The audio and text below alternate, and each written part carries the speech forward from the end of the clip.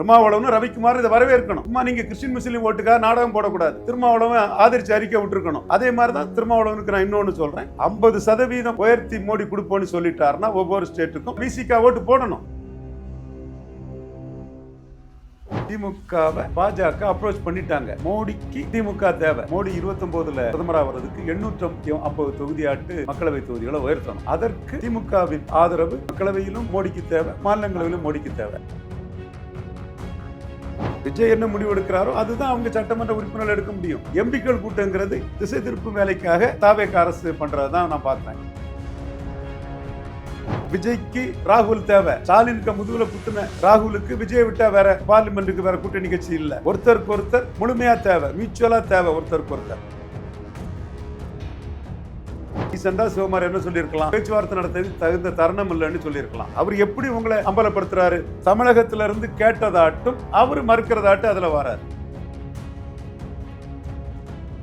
நீங்க எம்பிக்கள் கூட்டணி கூட்டுறது ஒரு திசை திருப்பும் முயற்சியா தான் நான் பாக்குறேன். கூட்டலாம், தமிழ்நாட்டுக்கு சீட்டு குறைஞ்சிடக்கூடாதுன்னு விஜய்க்கு அக்கறை இருக்கக்கூடாதுன்னு சொல்ல முடியாது. டீலிமிட்டேஷன் தொடர்பா தமிழ்நாட்டின் நிலைமை தொடர்பாட்டு அனைத்து கட்சிகள் கூட்டம் தான் பண்ணிருக்குமே தவிர தமிழ்நாட்டு எம்பிக்கள் கூட்டத்தை நீங்க அழைப்பு கொடுத்திருக்க கூடாது.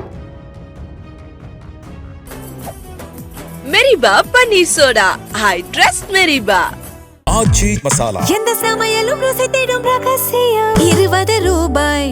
எப்ப வந்து ட்ரை பண்ண போறீங்க?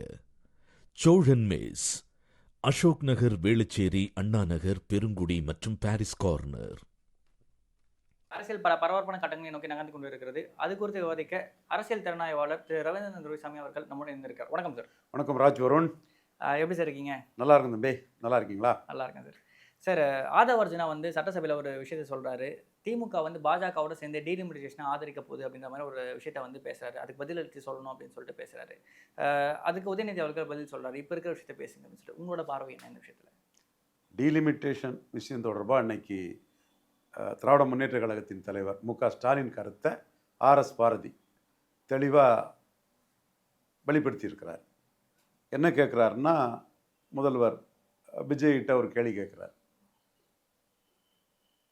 டிராப்டே என்னன்னு தெரியறதுக்கு முன்னாடி எதற்கு அனைத்து கட்சி எம்பிக்கள் கூட்டணி கேட்குறாரு.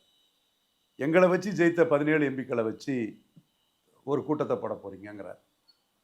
17 எம்பின்னா திமுக சின்னத்தில் நின்று ஜெயிச்சவங்க இல்லை, திமுக கூட்டணியில் நின்று ஜெயித்தவங்க. காங்கிரஸ்காரங்க ஒரு 9-10 பேர், விடுதலை சிறுத்தைகள் 2, கம்யூனிஸ்ட் 2, கம்யூனிஸ்ட் 2, 6, மதிமுக 1, ஐஎம்எல் 1, காங்கிரஸ் 9. இந்த 9 ஒரு 17 பேர், ஒரு 9, 8, 17 பேர். இந்த 17 பேரை வச்சு ஒரு கூட்டம் போட போறீங்க. அதுக்கு நீங்கள் எம்பிக்கள் அழைப்புன்னு ஒன்று கொடுத்துருக்கீங்க. டிராப்டே என்னன்னு தெரியல, என்னன்னே வராமல் என்ன கூட்டம் வேண்டி கிடக்குன்னு கேட்டுக்கிட்டு அந்த கூட்டத்தை புறந்தள்ளிக்கிட்டு இன்னைக்கு நிர்மல்குமார் கூட நீங்கள் கலந்துக்குவீங்களான்னு வர கேட்டார். அந்த கூட்டத்தை அவுட்ரைட்டாக ரிஜெக்ட் பண்ணிக்கிட்டு எங்ககிட்ட வந்தாங்க, நாங்கள் வந்து டிராப்டில் சில சேஞ்சஸ் கொடுத்துருக்கோம், எப்படி வராங்கன்னு பார்ப்போங்கிறத சொல்லியிருக்கிறார். இது திமுகவை பாஜக அப்ரோச் பண்ணிட்டாங்க. மோடிக்கு திமுக தேவை. நான் மோடி சப்போர்ட்டர் தான். மோடி 29ல் பிரதமராக வரணுங்கிறதுல முழுமையாக பல மாநிலங்களையும் என்னோட நாலேஜ் ஒர்க்கு, என்னுடைய பல ஆண்டுகால அரசியல் அனுபவம், சமூக அரசியல் சூழ்நிலை வந்து 19ல் பயன்பட்ட மாதிரி, 24ல் பயன்பட்ட மாதிரி 29க்கும் மோடிக்காக பயன்பட்டுட்டு தான் இருக்குது. அந்த கட்டத்துக்குள்ள தமிழ்நாட்டுக்குள்ள இன்னைக்கு வந்து மோடி 29ல் பிரதமராக வர்றதுக்கு 850 தொகுதியாட்டு மக்களவை தொகுதிகளை உயர்த்தணும். அதற்கு திமுகவின் ஆதரவு மக்களவையிலும் மோடிக்கு தேவை, மாநிலங்களவையிலும் மோடிக்கு தேவை. அதனால தான் பெங்களூரில் மோடி வந்து காங்கிரஸுக்கு துரோகத்தை பற்றி பேசினார். துரோகத்திலே பிறந்து, துரோகத்திலே அழிஞ்சு, துரோகத்திலே உருவாகி, துரோகத்திலே ஒன்றுமில்லாமல் போயிட்டுருக்கக்கூடிய ஒரு கட்சி காங்கிரஸுங்கிறத திமுகவுக்கு காங்கிரஸ் பண்ண துரோகத்தெல்லாம் சொல்லி திமுக எப்படியெல்லாம் ஒவ்வொரு கட்டத்திலையும் காப்பாற்றின திமுகவுக்கு எப்படி காங்கிரஸ் முதல்ல குத்திட்டு போனாங்கன்னு திராவிட முன்னேற்ற கழகத்துக்கு ஆதரவான ஒரு பேச்சை ஒரு 1.5 மாதத்துக்கு முன்னாடியே மோடி அவர்கள் வந்து கர்நாடகாவில் பேசினார். அப்போ அன்னைக்கே வந்து மோடி அந்த ஃபீலரை விட்டுட்டார் திமுகவுக்கு. உங்களை முதல்ல குத்திட்டு போயிட்டாரு, ஏன் எதிரிக்கு எதிரி நண்பன். உங்க முதல் குத்துனது காங்கிரஸ், என்னோட எதிரிக்கு எதிரி நண்பங்கிற மெசேஜை மோடி அன்னைக்கே கொடுத்துட்டார். இப்போ 2/3 மெஜாரிட்டி வேணும். 2/3 மெஜாரிட்டி இன்னும் 4-5 நாள் தான் இருக்குது. எப்படியும் அடுத்த மக்களவைத் தேர்தலுக்கு முன்னாடி 2/3 மெஜாரிட்டியை பிரசன்ட் ஓட்டிங்கில் கொண்டு வந்து டீலிமிட்டேஷனை கொண்டு வந்துடுவார் மோடி. 850 தொகுதியாட்ட மாற்ற போகிறார். அப்போ 850 தொகுதியாக மாற்றும் போது பாஜகவுக்கு ஒரு 350 தொகுதி உள்ள பகுதிகளில் பெரிய ஒரு கெயின் கிடைக்கும். அந்த இன்க்ரீஸ் ஆகிற இடம் வந்து பாஜகவுக்கு பெரிய கெயின் கிடைக்கும். அகிலேஷ் யாதவ், தேஜஸ்வி யாதவ் இவங்களுக்கெல்லாம் ஒரு சின்ன சின்ன ஒரு லாபம் அங்கங்கே கிடைக்க வாய்ப்பு இருக்குது. அகிலேஷுக்கு கொஞ்சம் லாபம் வாய்ப்பு இருக்குது. இந்த இடத்துக்குள்ள காங்கிரஸுக்கு கேரளா தவிர எங்கேயும் லாபம் இல்லை. கேரளாவை தவிர இந்தியாவில் எங்கேயும் லாபம் இல்லை. தமிழ்நாட்டில் ஒரு பெரிய அரித்மெட்டிக் உள்ள அணியை மோடி தலைமையில் நாங்கள் அமைச்சிட்டோம்னா அதில் எல்லா திராவிட கட்சிகளும் சேர்ந்து அமைஞ்சிட்டிங்கன்னா தமிழ்நாட்டிலையும் காங்கிரஸுக்கு லாபம் இல்லை. அப்போ கேரளாவில் மட்டுமே லாபங்கிற இடத்துக்குள்ள ராகுல் காந்தி குதர்க்கமாக எப்படியாவது இதை டீலிமிட்டேஷனை கொண்டு வந்துடக்கூடாதுங்கிறதுல ராகுல் காந்தி வெறி கொண்டு நிற்கிறாரு. அதில் தான் பார்லிமெண்ட் அஃபேர்ஸ் மினிஸ்டர் ரிஜ்ஜு வந்து ஒரு 1 hour பேசியும் எதுக்குமே பிடி கொடுக்க மாட்டேங்கிறாரு ராகுல் காந்தி. அப்போ ஒரு நாட்டில் எம்பிக்கள் எண்ணிக்கை கூட்டணும். இப்போ சீமானாதான்னு சொல்கிறாரு, ஒரு மக்களவை தொகுதியை 2ஆக மாற்றுங்க, எல்லாருக்கும் பிரதித்துவம் கிடைக்கட்டும், மீனவர்களுக்கு பிரதித்துவம் கிடைக்கட்டும்லாம் சீமான் பேசுகிறாருல. அப்போ அது ஒரு நியாயமாக அதிகார பரவல் எல்லாத்துக்கும் கிடைக்கும்னா 850 தொகுதியானால் எல்லாருக்கும் அந்த வாய்ப்பு கிடைக்கும். அப்போ இந்த இதை நோக்கி நகரும் போது இதற்கு வந்து முட்டுக்கட்டை போடுறதையே காங்கிரஸ் வந்து குறியாக இருக்கிறாங்க. இப்போ காங்கிரஸ் கூட சேர்ந்து அந்த முட்டுக்கட்டையை காங்கிரஸ் கூட சேர்ந்து போடக்கூடிய வேலையை தாவேக்கா பார்க்குறாங்களா இல்லையாங்கிறது பிறகுதான் தெரியும். தாவேக்காட்ட எம்பி இருக்கார் இல்லைனால அது பெரிய இஷ்யூ இல்லை. பட் இந்த ஆல் எம்பிஸ் மீட்டிங்கிறது வந்து வழக்கத்துக்கு மாறான ஒரு இது. எம்பிக்கள் முடிவு பண்ணுவாங்களா, கட்சி தலைமைக்க முடிவை எம்பிக்கள் கேட்பாங்களா? இப்போ இண்டிபெண்டாக ரவிக்குமார் முடிவு எடுப்பாரா, திருமாவளவனுக்கு முடிவை ரவிக்குமார் என்டால்ஸ் பண்ணுவாரா? அப்போ நீங்கள் வந்து எப்படி எம்பிக்களை கூப்பிட்டீங்க, என்ன ஆக போகுது? எந்த எம்பி இண்டிபெண்டாக செயல்பட முடியும்? இப்போ சார் நீங்கள் வச்சுடுங்க, டிகே சிவகுமார் அவர் வந்து கர்நாடகாவில் டீலிமிட்டேஷன் தொடர்பாக கர்நாடகாவின் பாதிப்பு எப்படி, தொகுதிகள் குறைஞ்சிடக்கூடாது, கூடணும், நமக்கு ஃபேர் இது கிடைக்கணும்னு சிவகுமார் சொல்கிறாருன்னு அந்த முடிவு தான் எடுப்பார். ஸ்டாலின் இவர் விஜய் முடிவை தான் தமிழ்நாட்டுக்காக விஜய் எடுக்கிறதான் கர்நாடகா சிவகுமார் எடுக்க. சிவகுமார் ஒரு ஆல் எம்பிஸ் மீட்டிங்னு கர்நாடகாவில் நடத்தினா பாஜக எம்பி தான் மெஜாரிட்டி இருக்கான், எவனாவது போவானா? யாராவது போவாங்களா? இவர் குமாரசாமி கவுடா ஜேடிஎஸ் 3 பேர் இருக்காங்க, போவாங்களா? அப்போ இந்த எம்பிக்கள் கூட்டம்ங்கிறது இல்லை போக முடியுமா? பாஜக டெல்லி தலைமை சொல்கிறத கர்நாடகா எம்பிக்கள் கேட்பாங்களா, அல்லது டிகே சிவகுமார் கூட்டத்துக்கு போய் எம்பிக்கள்லாம் ஒரு முடிவு எடுப்புன்னு சொல்ல முடியுமா? எம்பிக்களுக்கு அதிகாரம் இருக்கா? கட்சி தலைமைக்கு அதிகாரம் இருக்கா, எம்பிக்களுக்கு அதிகாரம் இருக்கா? இல்லை, இந்த ப்ரொபோசலே ஒரு அன்நேச்சுரலாக தெரியலையா? கண்டிப்பாக அன்நேச்சுரல் தான். இது வந்து டைவர்சிங் டாக்டிக்ஸ் தான், திசை திருப்பும் வேலை தான். இல்லை, இவருக்கு உண்மையாகவே ஒரு இன்ட்ரெஸ்ட் இருந்துச்சு அப்படின்னா ஆல் பார்ட்டி மீட்டிங்கே வச்சிருக்கலாம்ல, எல்லா கட்சி தலைமைகளோட மீட் பண்ணி அவங்க பேசியிருக்கலாம்ல. தலைவர்கள் சொல்கிற முடிவு தான் எம்பிஸ் ரிஃப்ளெக்ட் பண்ண போகிறாங்க. அதை தான் தலைவர் சொல்ல முடியும் தான். இப்போ எம்பிக்கள் இண்டிபெண்டாக முடிவு எடுக்க முடியாது. விஜய் என்ன முடிவு எடுக்கிறாரோ அதுதான் அவங்க சட்டமன்ற உறுப்பினர்கள் எடுக்க முடியும். ஸோ எம்பிக்கள் கூட்டங்கிறது யாரோ ஒரு திசை திருப்பும் வேலைக்காக ஒரு இதை தாவேக அரசு பண்ணுறது தான் நான் பார்க்குறேன். பட் அந்த கூட்டணி கட்சியில் இருக்கக்கூடிய இவங்கெல்லாம் மக்களவையிலும் கூட்டணியாக மாறுவாங்க. விஜய்க்கு ராகுல் தேவை, ஸ்டாலினுக்கு முதுகில் குத்துன ராகுலுக்கு விஜய் விட்டால் வேற பார்லிமெண்ட்டுக்கு வேற கூட்டணி கட்சி இல்லை. ஒருத்தருக்கு ஒருத்தர் முழுமையாக தேவை, மியூச்சுவலாக தேவை ஒருத்தருக்கு ஒருத்தர். இன்னும் சொல்ல போனால் இந்த கர்நாடகா இஷ்யூவோட விஜய் ரொம்ப வேதனைப்பட்டு ஒட்டுமொத்த மக்களுக்காக அவமானத்தை நானே தாங்கிக்கிறேன்னு சொன்னாப்புல. நாம தான் முத சொன்னோம், நீங்கள் அவசரப்பட்டு பண்ணது உங்களுக்குள்ள அவமானம் மட்டும் இல்லை, ஒட்டுமொத்த தமிழக மக்களுக்குள்ள அவமானங்கிற கருத்தை நாம் பதிவு பண்ணோம். அவருக்கு நம்ம வீடியோ பார்த்தா அவருக்கு தெளிவாக தெரியும். அப்போ நீங்கள் அந்த இடத்துக்குள்ளே என்ன நினச்சிட்டீங்க? அந்த இடத்துக்குள்ளே போனீங்க, நமக்கு கர்நாடகாவில் பாப்புலாரிட்டி இருக்குது, நம்ம பாப்புலாரிட்டி தனக்கு பயன்படும்னு சிவகுமார் உங்களை மதிப்பாருன்னு நினச்சி போனீங்க. அப்போ மற்ற கட்சிகள்லாம் வேண்டான்னு சொன்னாங்க, இது பேச்சுவார்த்தை பயன் தராது, அது ஏற்கனவே முடிஞ்சு போனதுன்னு. அப்போ நீங்கள் அங்கே பெய்யும் உங்களுக்கு வந்து சிவகுமார் உங்களை வந்து எக்ஸ்போஸ் பண்ணுறாரு. டீசெண்டாக சிவகுமார் என்ன சொல்லியிருக்கலாம், இது பேச்சுவார்த்தை நடத்துறதுக்கு தகுந்த தருணம் இல்லைன்னு சொல்லியிருக்கலாம். அவர் எப்படி உங்களை அம்பலப்படுத்துகிறாரு? தமிழகத்திலிருந்து கேட்டதாட்டும் அவர் மறுக்கிறதாட்டும் அதில் வரார். அப்போ இந்த இடத்துக்குள்ளே வந்து ஒரு சீஃப் மினிஸ்டரே அகில இந்திய காங்கிரஸில் எதிர்கட்சி தலைவராக இந்தியாவில் இருக்கக்கூடிய ராகுல் காந்தியோட கருத்து என்னன்னு தெரியாம அவரே இண்டிபெண்டா முடிவெடுத்து உங்களை சினப் பண்றாரு இன்னொரு சீஃப் மினிஸ்டரை. அது அவரு வந்து சித்தாராமையாவுக்கும் கீழே தான் அவரு செல்வாக்குல.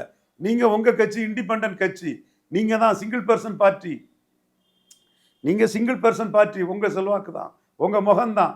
அப்படிப்பட்ட உங்களை அவர் வந்து ராகுல் காந்தி சப்போர்ட்டோட சிஎம்மா வந்தவர் ஒரு கர்நாடகா காவேரி மேகதாது இஷ்யூவில் உங்களை வந்து அவமானப்படுத்துகிற மட்டுமில்ல எக்ஸ்போஸ் பண்ணுறாரு. நீங்கள் சந்திக்கணும்னு கேட்டீங்க, நான் பொருட்படுத்தல தமிழக முதல்வர்னு. விஜயங்கிற மட்டுமில்ல, தமிழக முதல்வரை காட்டி அது பண்ணுறாரு. அப்போ ஒரு மாநில முதல்வரே ஒரு ஆல் இண்டியா கட்சியோட ஸ்டாண்ட் என்னங்கிறத பற்றி கூட கவலைப்படாமல் தன்னுடைய ஒரு லாபத்துக்காக தன்னோட ஒரு இதுக்காக ஒரு இதை பண்ணுறாரு. ஸோ இப்படிப்பட்ட ஒரு அரசியல் சூழ்நிலையில் நீங்கள் வந்து ஒரு கட்சியோட முடிவுங்கிறது தான் ஒரு ஃபைனலாக இருக்க முடியும் எந்த இதில். அப்போ நீங்கள் எம்பிக்கள் கூட்டணி கூப்பிடுறது ஒரு திசை திருப்பும் முயற்சியாக தான் நான் பார்க்குறேன். கூட்டிருக்க வேண்டியது கூட்டலாம். தமிழ்நாட்டுக்கு சீட்டு குறைஞ்சிடக்கூடாதுன்னு விஜய்க்கு அக்கறை இருக்கக்கூடாதுன்னு சொல்ல முடியாது, இருக்கணும். அது அப்படி தான் இருக்கும், எந்த முதல்வரும் அப்படி தான் இருப்பாங்க. அப்போ நீங்கள் டீலிமிட்டேஷன் தொடர்பாக தமிழ்நாட்டின் நிலைமை தொடர்பாட்டு அனைத்து கட்சிகள் கூட்டம் தான் பண்ணியிருக்கணுமே தவிர தமிழ்நாட்டு எம்பிக்கள் கூட்டத்தை நீங்கள் அழைப்பு கொடுத்துருக்கக்கூடாது. அது அழைப்பு கொடுத்ததை வந்து சரியான ஒரு பார்வை இல்லைங்கிறனால திமுக வந்து அதை அடிச்சுட்டாங்க. எங்களுக்கு தான் இங்கே இருக்குது. கம்யூனிஸ்ட் எம்பிக்கள் வந்து டீலிமிட்டேஷனுக்கு எதிராக பாஜகவுக்கு எதிராக தான் போவாங்க. ஸ்டாலினால் ஜெயித்தவங்க தான், ஸ்டாலினை முன்னிறுத்தி ஜெயித்தவங்க தான். அதைத்தான் ஆர்எஸ் பாரதின்னு சொல்றாரு எங்களால் ஜெயித்த 17 பேரை வச்சு கூட்டம் நடத்துறீங்கிறாப்புல. பட் இந்த 4 கம்யூனிஸ்ட் எம்பியும் மோடிக்கு எதிராக தான் பண்ணுவாப்புல. திருமாவளவனுக்கு 2 எம்பிக்கள் 50% உயர்த்தினா சப்போர்ட் பண்ணுவாங்களாங்கிறத பார்க்கணும். இன்றைக்கும் திருமாவளவனுக்கு ஒன்று சொல்கிறேன், நீங்கள் எல்லாம் வந்து எஸ்சி மக்களோட நலனுக்காக நிற்கிறீங்களாங்கிறத நான் உங்களுக்கு ஆணித்தரமாக கேட்குறேன். மோடி மேலே உள்ள வன்மமும் காழ்ப்புணர்ச்சி உங்களுக்கு முக்கியமாக சிவன் பறையர் மறையர் பறையர் என்று இந்து தர்மத்தில் ஒரு உயர்ந்திய விளிம்புகளை கொண்ட பறையர் சமூகம் இப்போ வந்து பறையர் சமூக மக்கள்லாம் வந்து பெரிய அளவுக்குள்ள இப்போ ஆர்டிஃபிஷியல் இன்டெலிஜென்ஸ் மூலமாக பறையர்களோட இந்து மத தொடர்பான இதெல்லாம் பெருசாக பண்ணிட்டு இருக்கிறாங்க. இன்னைக்கு மோடி கவர்மெண்ட் வந்து கிரீமி லேயர் வந்து எஸ்சி எஸ்டிக்கு பொருந்தாதுன்னு சொல்லிட்டாரு. ஆமாம், நீங்கள் உண்மையிலே பறையர் மக்களின் நலனில் அக்கறை இருந்ததுன்னா, உண்மையிலே முன்னேறி உள்ள பறையர் நலன் அக்கறை இருந்தால் இதை நீங்கள் வரவேற்கணும். திருமாவளவனும் ரவிக்குமார் இதை வரவேற்கணும். சும்மா நீங்கள் கிறிஸ்டின் முஸ்லீம் ஓட்டுக்காக நாடகம் போடக்கூடாது. மீண்டும் சொல்கிறேன், கிறிஸ்டின் முஸ்லீம் ஓட்டுக்காக பிஜேபி எதிர்ப்புங்கிற நாடகத்தை போட்டுட்டு இருக்கக்கூடாது. இதை திருமாவளவன் ஆதரித்து அறிக்கை விட்டுருக்கணும். அதே மாதிரி தான் திருமாவளவனுக்கு நான் இன்னொன்று சொல்கிறேன், 50% உயர்த்தி மோடி கொடுப்போன்னு சொல்லிட்டாருன்னா ஒவ்வொரு ஸ்டேட்டுக்கும் விசிகா ஓட்டு போடணும். ஏன்னா தமிழ்நாட்டுக்கு தகுதி கிடையாது, எண்ணிக்கை அடிப்படையில் நமக்கு தகுதி கிடையாது. எஸ்சிக்கான சீட்ஸுமே வரும்ல. இப்போ 50% இன்க்ரீஸ் பண்ணுறாங்க அப்படின்னா ரெப்ரஸன்டேஷன் வைஸ் வந்து பார்த்தீங்கன்னா எஸ்சி ரெப்ரஸன்டேஷன் தனி தொகுதியுமே இன்க்ரீஸ் ஆகும்ல. கண்டிப்பாக ட்ரைபல் சீட்டும் ஷெட்யூல் காஸ்ட் சீட்டும் அதே 50% ரேஷியோவில் இன்க்ரீஸ் பண்ணிடுவாங்க. அதுவும் தெளிவான ஒரு முடிவெடுத்து தான் ஆகணும். ஏன்னா இங்கே மக்கள் பிரதிநிதிகள் எண்ணிக்கை கூடணும். அதை வந்து ராகுல் காந்தி தடுக்க நினைக்கிறாரு. ஏன்னா அவருக்கு அரசியல் லாபம் இல்லைன்னு நினைக்கிறாரு. இப்போ இந்த டீலிமிட்டேஷன் இஷ்யூவே ராகுல் காந்திக்கு கெடுக்கிற முயற்சியும், நாட்டு மக்கள் நலன் கருதி அதிக எம்பிக்கள் வேணுங்கிற மோடிக்க முயற்சியும், பெண்களுக்கு 1/3 இடஒதுக்கீடு அந்த உயர்த்தப்பட்ட எம்பிக்களில் வேணுங்கிற முயற்சியும், எஸ்சி எஸ்டி மக்களுக்கு 50% உயர்த்துங்கிற முயற்சியிலையும் தான் மோடி தெளிவாக இருக்கிறாரு. இவங்க வந்து இப்படி நடந்தால் மோடிக்கு வந்து மிகப்பெரிய அளவு ஒரு லாபம் வந்துடும். இப்போ மோடி 50 விழுக்காடு சீட்டு தான் மோடிக்கு வருதுன்னு வைங்க, டீலிமிட்டேஷன் வந்துன்னா அது 60 விழுக்காடாக மோடிக்கு ஜெயித்துரும். பல மாநிலங்களில் பெரிய அளவில் மோடிக்கு அது ஒரு லாபத்தை கொடுத்துரும். குஜராத், ராஜஸ்தான் போன்ற மாநிலங்கள் இனிமே அதிகமான சீட்டு. அப்போ அது நடக்கக்கூடாதுங்கிறதுக்காக சதி திட்டத்துக்குள்ள இருக்கிறாரு ராகுல் காந்தி. அந்த சதியை முறியடிக்கிறதுக்கு, ராகுல் காந்திக்கு சதியை முறியடிக்கிறதுக்கு ஸ்டாலின் தேவை, உதவி வந்து மோடிக்கு தேவை. அதில் தான் மோடி வந்து பெங்களூரில் அந்த ஆதரவு கருத்தை கேட்குற அளவுக்கு காங்கிரஸுக்கு துரோகத்தை சொல்லி திராவிட முன்னேற்ற கழகத்துக்கு சாதகமான அந்த விஷயத்தை மோடி முன்னெடுக்கிறாரு. ஸ்டாலின் அதை புரிஞ்சுக்குவார். பட் ஸ்டாலினுக்கு என்ன பிரச்சனை இருக்குது, தமிழ்நாட்டின் நலனை இது பண்ணால் நாங்கள் ஆதரிப்போம்னு சொல்லிட்டாரு. அப்போ அவர் சில திருத்தங்களை கொடுத்துருக்கிறாரு. அப்போ தமிழ்நாட்டுக்கு இந்தியாவில் என்ன ரேஷியோவில் எம்பிக்கள் இருக்கோ அதை விட குறையக்கூடாதுன்னு பாரு. கண்டிப்பாக மோடி கூட்டி கொடுப்பாரு, அதை விட அடுத்த அதிகமாகி கொடுப்பாரு. ஏற்கனவே பார்லிமெண்ட்ல இதை பற்றின டிஸ்கஷன் நடந்தப்போ ராஜா அவர் கூட பல பேர் இந்த விஷயத்தானே கேட்டிருந்தாங்க. நாங்கள் ஒரு ப்ரொபோஷன் சொன்னோம், டிஸ்கஷன்ல அப்போ ஒரு ப்ரொபோஷன் சொல்லியிருந்தாங்க, அது நீங்கள் டிராஃப்டாக கொடுங்கன்னு கேட்டணும்னு சொல்லியிருந்தாங்க. மேபி அந்த டிராஃப்ட் தான் வரதுக்கான வாய்ப்பு, கண்டிப்பாக அந்த டிராஃப்ட் தான் வரதுக்கு வாய்ப்பு இருக்குது. அதையும் தாண்டி பிஜேபி வந்து ஒரு கான்சென்சஸ் ராகுல் வந்துட்டாருன்னா பிரச்சனையே கிடையாது. ராகுல்கிட்ட எவ்வளோ இருக்கு, 90 சம்திங்கிட்ட இருக்கு, நியர்லி 100 இருக்குது. அப்போ அவரே அதுக்கு சப்போர்ட் பண்ணக்கூடிய அளவுக்கு இது பண்ணால் அவர் பிடிவாதம் பிடிக்கிறாரு. தங்களுக்கு கேரளா தவிர எங்கேயும் லாபம் இல்லைங்கிறதுக்காக எப்படியாவது தடுக்கணும்னு வெறி கொண்டு அலைகிறாரு. தன் குடும்பம் தான் ஆட்சியில் இருந்துங்கிற சூழ்நிலையில் ஒரு வாரிசு அரசியலை 3 தேர்தலில் காலி பண்ணி வாஜ்பாய் மொரார்ஜி செய்ய முடியாதெல்லாம் செய்து மீண்டும் அந்த குடும்பத்தோட அரசியலை வேரோடும் வேரடி மண்ணோடும் மோடி காலி பண்ணிடுவாருங்கிற அச்சத்தில் எம்பிக்கள் எண்ணிக்கை கூடிச்சுன்னா அந்த அச்சத்தில் அதுக்கு குறுக்கு சால் ஓட்டுறது, அதை கெடுக்கிறது, அவ்வளோ வேலையும் எந்தவித கோஆப்ரேஷனும் மத்திய அரசுக்கு செய்யாமல் ராகுல் காந்தி பண்ணிட்டு இருக்கிறாரு. இதே ராகுல் காந்தி ஸ்டாலின் முதுகுல குத்துனவர்னால இந்த கட்டம் ஸ்டாலின் வந்து ராகுலுக்கு முயற்சியை காலி பண்ணுறதுக்கே தமிழ்நாட்டின் நலன் பாதிக்காத அளவுக்கு மோடியோட முயற்சிக்கு சப்போர்ட்டாக வருவாருங்கிறத 100% நம்புகிறோம், எதிர்பார்க்குறோம். வெளிப்படையாகவே 50% மேலே தமிழ்நாட்டுக்கு உயர்த்தி கொடுத்தா ஒவ்வொரு தமிழனும் மோடியை கும்பிடணும். எண்ணிக்கை இல்லாமல் தகுதி இல்லாமல் 50% மோடி தமிழர்களுக்கு உயர்த்தி தந்துட்டாரு, நீங்கள் தமிழருக்கு பெரிய ஒரு நன்மையை பண்ணிட்டாரு மோடிங்கிறத மோடியை பாராட்டணுங்கிறதா என்னோட கருத்து. அப்படி பாராட்டக்கூடிய இதில் என்னோட சகோதரர் துரை வைக்கவும் இருக்கணும், என் சகோதரன் துரை வைக்கவும் இருக்கணும். இந்த டீலிமிட்டேஷன் பில்லு தமிழ்நாட்டுக்கு 50%க்கு மேலே உயர்த்தி கொடுத்தா துரை வைக்கோ போடணும். இண்டிபெண்டன்ட் ஒரே எம்பி தான், அண்ணன் வைகோ ஆதரவில் போடணும். திருமாவளவன் ஆலோசனைப்படி திருமாவளவனும் ரவிக்குமாரும் போடணும். யார் செய்வா இந்த மாதிரி? ஸோ மோடி செய்தாருன்னா அதுக்கு நீங்கள் ஆதரிக்க கடமைப்பட்டுட்டீங்க. கம்யூனிஸ்ட்காரங்க 2 பேரும் பண்ண மாட்டாங்க. நவாஸ்கரி நண்பர் தான், செய்ய மாட்டார். முஸ்லீம் லீக்கு வேற, காங்கிரஸ்காரன் விஜய்க்கு கூட்டத்தில் கலந்துக்குவாங்க.